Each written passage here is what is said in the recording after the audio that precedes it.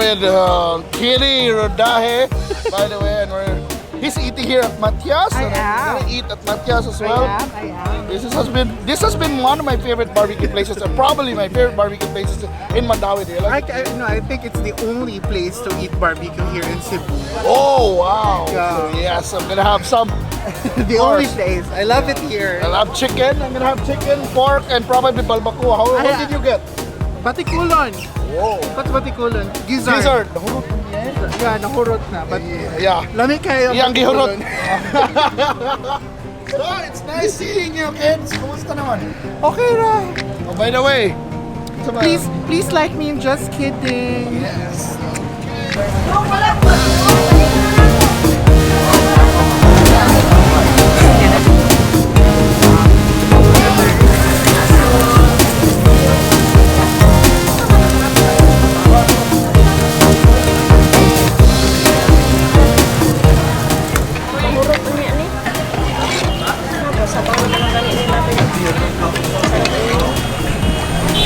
So another favorite here at Matias is their lansiao, of course. Kung ano may balbacua, so lansiao na lang. Soup number 5. Oh, soup number 5. So itlog sa basta.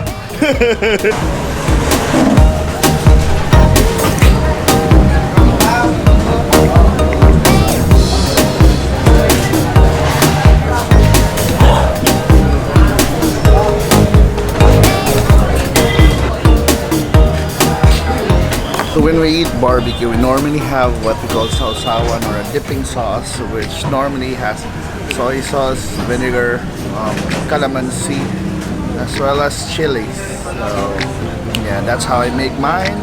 How about yours? How do you make your own sausawan? How many chilies do you usually put? And in Cebu, when we eat barbecue, we always have it called this is what we call puso, or hanging rice, but this is basically rice cooked in coconut leaves.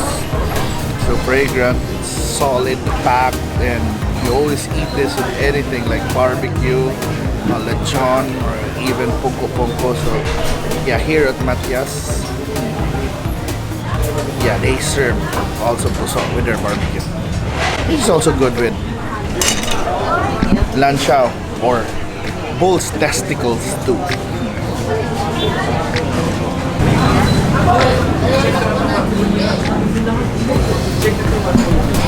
So my dinner here in Matias includes lansiao, chicken breast barbecue, pork barbecue, and chorizo, or local sausage. So this is my typical dinner here, but I could eat more.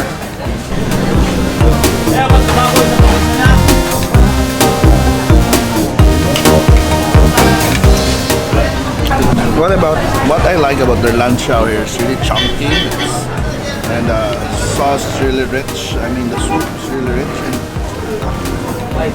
there's a hint of kick, good flavors, tomatoes, and there's a bit sweet actually. And we normally put chilies on it, so to make it more spicy.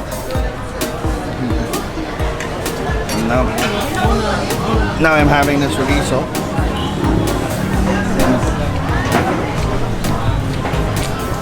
It's made from local chorizo, or sausage, that's popular here in Cebu. It's sweeter. It's a bit really fatty, rich in fat. It's really good with puso and good with the sausawan. And yes, it's really one of my favorites here.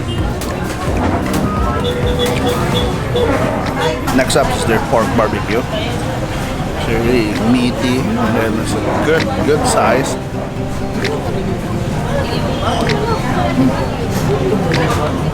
Yeah, it's packed with meat.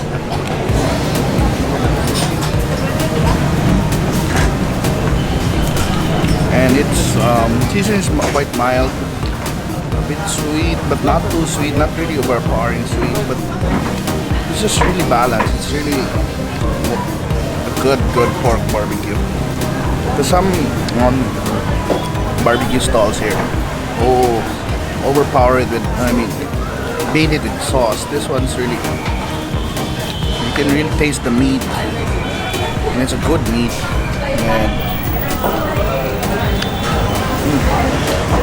And its size is, yeah, it's, for me, it's really one of the perfect sizes for pork barbecue. And for the main event, it's their chicken.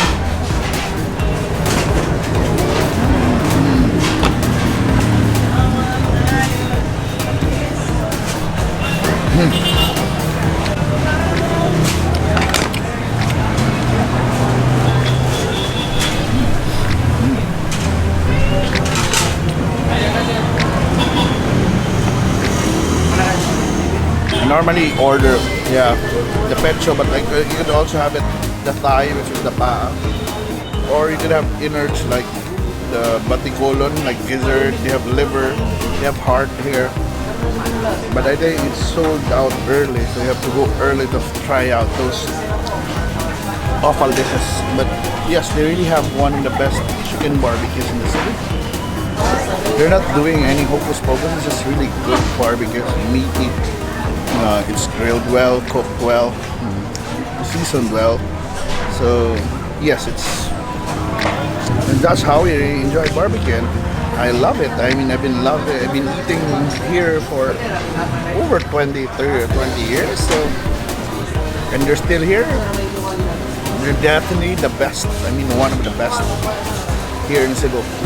And probably the best in Mandaue. So for that awesome meal, I only paid 195 pesos, so around $4. So we have one barbecue, one chicken barbecue, one pork barbecue, one chorizo, 4 puso, 1 bottled water, and lansiao. So wow, 195 pesos only. I think it's worth it. It's really worth it. And yes, Matias is always going to be one of my favorite places to eat in Cebu, and check them out.